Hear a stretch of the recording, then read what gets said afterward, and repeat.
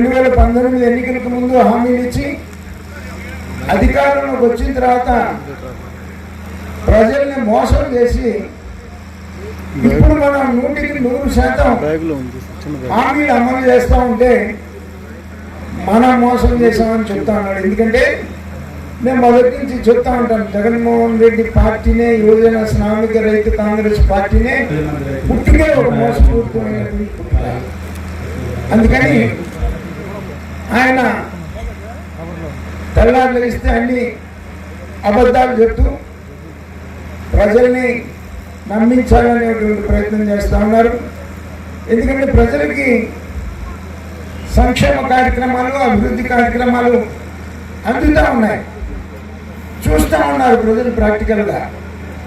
జగన్మోహన్ రెడ్డి నువ్వు ఎన్ని నాటకాలు వేసినా, అబద్ధాలు చెప్పినా ప్రజలు నీ మాట నమ్మే పరిస్థితుల్లో లేరని చెప్పేసి నేను సందర్భంగా తెలియజేస్తూ, ఇప్పుడు మన ఇన్ఛార్జి మంత్రివర్యులు